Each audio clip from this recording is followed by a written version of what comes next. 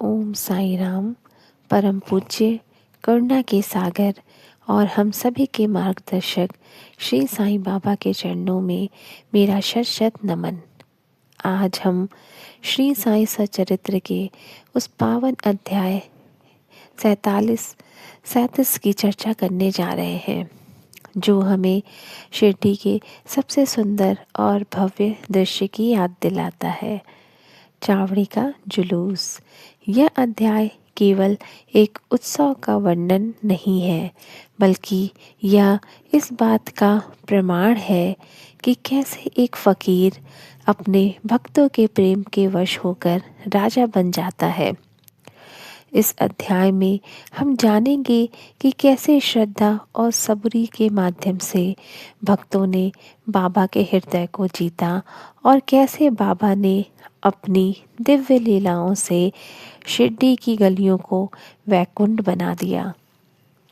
हम सब अपनी आंखें बंद करें और उस दृश्य की कल्पना करें जहां बाबा मस्जिद से निकलकर चावड़ी की ओर बढ़ रहे हैं।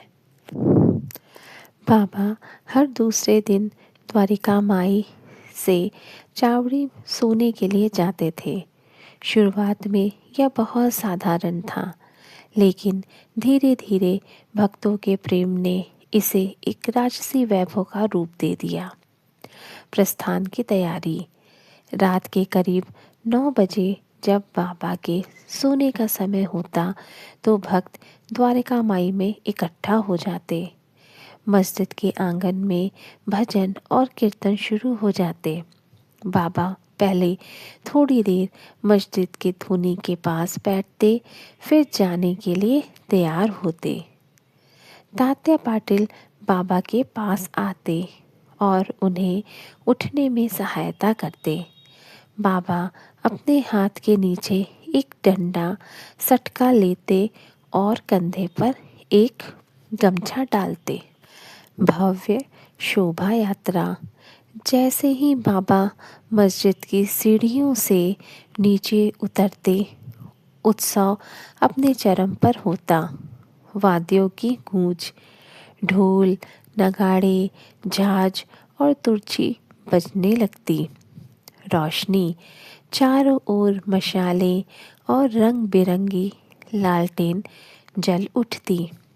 भक्तों का साथ। बाबा के दाहिने ओर तात्या पाटिल और बाईं ओर माल्यापति होते थे। वे बाबा का हाथ पकड़कर धीरे धीरे चलते। शाही सम्मान। भक्त बाबा पर फूलों की वर्षा करते। एक भक्त अमीर शंकर आगे आगे हाथ में छड़ी लेकर चलता और सावधान का जय घोष करते। बाबा के सिर पर सुंदर छत्र लगाया जाता। बाबा का क्रोध और मुद्रा। जुलूस के दौरान एक विशेष स्थान पर पहुंचकर बाबा अचानक रुक जाते। वह चावड़ी के सामने खड़े होकर उत्तर दिशा की ओर देखते और अपना चेहरा अत्यंत तेजस्वी और क्रोधित जैसा बना लेते। वे जमीन पर अपना सटका जोर से पटकते। भक्तों का मानना था कि इस समय बाबा बुरी शक्तियों को भगाते थे या ब्रह्मांड के किसी अदृश्य बाधा को दूर करते थे। कुछ ही क्षणों में उनका चेहरा फिर से शांत और प्रेममय हो जाता। चावड़ी में प्रवेश और आरती। जब बाबा चावड़ी पर पहुंचते तो वहां उनके बैठने के लिए एक सुंदर आसन और गद्दी बिछी होती। बाबा के वहां पहुंचते ही आरती शुरू होती थी। बाबा को रेशमी वस्त्र और मालाएं पहनाई जाती। भक्त उनके चरणों को धोते और तिलक लगाते। बाबा एक छोटे बच्चे की तरह भक्तों की इन चेष्टाओं को देखते और चुपचाप उनकी सेवा स्वीकार करते। उनके चेहरे पर एक दिव्य मुस्कान होती जो भक्तों की सारी थकावट मिटा देती थी। बाबा स्वयं एक फकीर थे जो फटे हुए कपड़ों में रहते थे, लेकिन उन्होंने भक्तों की खुशी के लिए राजा बनना स्वीकार किया। यह दर्शाता है कि ईश्वर भक्त की भावना के भूखे होते हैं। इस जुलूस में हिंदू, मुस्लिम और अन्य सभी धर्मों के लोग एक साथ मिलकर गाते और नाचते थे, जो साईं बाबा के सबका मालिक एक है के संदेश को पुष्ट करता है। बाबा का वह क्रोध भक्तों को याद दिलाता था कि ईश्वर के मार्ग में आने वाले विकारों, काम, क्रोध, लोभ को सटके से मारकर दूर करना आवश्यक है। बाबा का अद्भुत स्वरूप साक्षात ईश्वर का दर्शन। जब बाबा मस्जिद से निकलकर चावड़ी की ओर बढ़ते थे तो उनका व्यक्तित्व पूरी तरह बदल जाता था। उस समय का वर्णन इस प्रकार है। दिव्य आभा और तेज। बाबा का शरीर यद्यपि वृद्ध और साधारण कफनी से ढका होता था, लेकिन उनके चेहरे पर एक ऐसी दिव्य चमक होती थी जिसे देख पाना साधारण आंखों के लिए कठिन था। भक्तों का कहना है कि जुलूस के समय बाबा का चेहरा शरद पूर्णिमा के चंद्रमा की तरह चमकता था। उनकी आंखों में करुणा और शक्ति का ऐसा संगम था, जो भी उन्हें देखता वह सुध बुध खो बैठता था। राधा धीराज की मुद्रा। भले ही बाबा फकीर थे, लेकिन चावड़ी जाते समय उनकी चाल में एक शाही गरिमा होती थी। उनके ऊपर मखमल का छत्र तना होता था। दोनों ओर से भक्त उन पर पंखे झलकते थे। बाबा की चाल धीमी और अत्यंत प्रभावशाली होती थी। उस समय वे मिट्टी पर चलने वाले इंसान नहीं, बल्कि धरती पर विचरण करते हुए साक्षात देवता प्रतीत होते थे। वह रहस्यमय क्रोध और मुद्रा। अध्याय 37 में बाबा के स्वरूप का एक विशेष वर्णन आता है। मस्जिद और चावड़ी के बीच एक निश्चित स्थान पर पहुंचकर बाबा अचानक रुक जाते थे। भगवान और भक्त का एकाकार। बाबा का वह अद्भुत स्वरूप यह सिद्ध करता था कि वे केवल हाड़ मांस के पुतले नहीं थे। जब वे आरती के समय हाथ में मशाल लेकर खड़े भक्तों के बीच होते थे तो उनके शरीर से निकलने वाली ज्योति और मशाल की ज्योति एक हो जाती थी। उस दृश्य को देखकर भक्तों को सच्चिदानंद, सत्य, चित्त और आनंद की अनुभूति होती थी। बाबा का यह अद्भुत स्वरूप हमें सिखाता है कि ईश्वर हमारे प्रेम के वश में है। जो बाबा सारा दिन एक पुरानी मस्जिद में धूल में बैठते थे, वही बाबा भक्तों के प्रेम के कारण सोने और चांदी के छत्र के नीचे राजा बनकर चलते थे। यह स्वरूप लीला मानुष विग्रह भक्तों के लिए धारण किया हुआ मनुष्य रूप का श्रेष्ठ उदाहरण है। तात्या पाटिल और माल्यापति का अनन्य प्रेम। चावड़ी जुलूस की शुरुआत इन भक्तों की जिद और श्रद्धा का परिणाम थी। तात्या पाटिल बाबा को अपना मामा मानते थे। उनका प्रेम इतना गहरा था कि वे अक्सर बाबा से ठिठोली भी किया करते थे और उन पर हक भी जताते।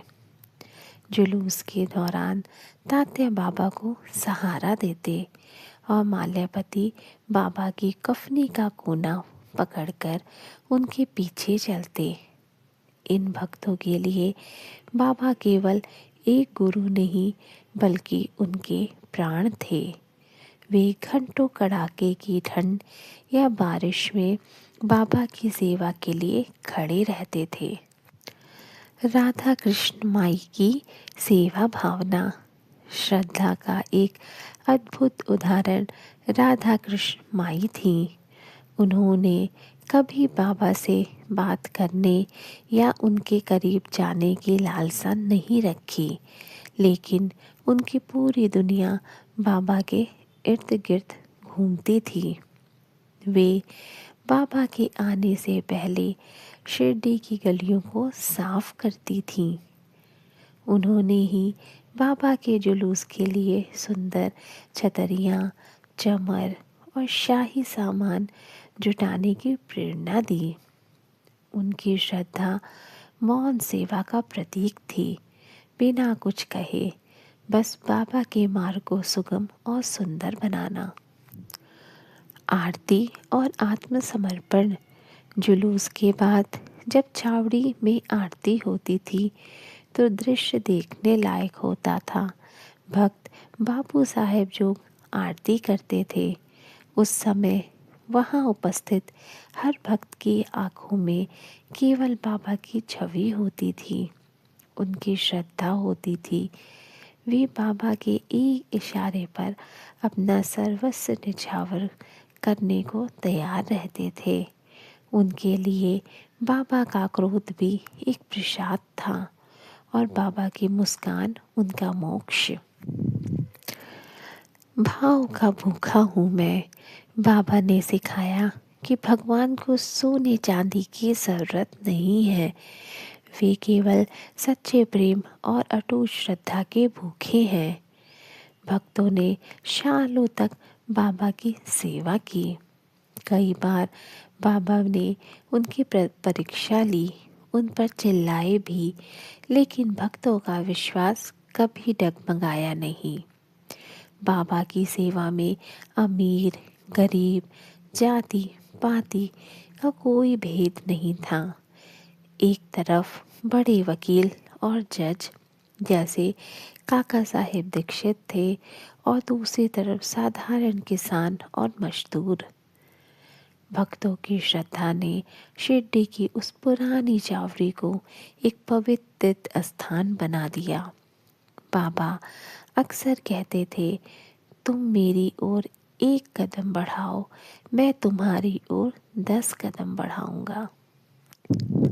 भक्तों, आज हमने अध्याय 37 के माध्यम से बाबा के उस अद्भुत और तेजस्वी स्वरूप के दर्शन किए। हमने देखा कि बाबा को न वैभव की चाह थी, न प्रशंसा की। उन्होंने जो कुछ भी स्वीकार किया, चाहे वह भव्य जुलूस हो, छत्र हो या चंदन, वह केवल अपने भक्तों की खुशी और उनकी अटूट श्रद्धा को सम्मान देने के लिए था। बाबा का वह रहस्यमय क्रोध हमें सिखाता है कि वे सदैव हमारे रक्षक के रूप में खड़े हैं, जो हमारी बाधाओं को अपने सटके की एकजुट से दूर कर देते हैं। आइए इस अध्याय से यह सीख लेकर जाएं कि यदि हमारा प्रेम सच्चा है और हमारी श्रद्धा अडिग है, तो भगवान स्वयं हमारे प्रेम के बंधन में बंध जाते हैं। बाबा का आशीर्वाद हम सब पर बना रहे। अनंत कोटि ब्रह्मांड नायक राजाधिराज योगीराज परम ब्रह्म श्री सच्चिदानंद सद्गुरु साईनाथ महाराज की जय। ओम साई राम।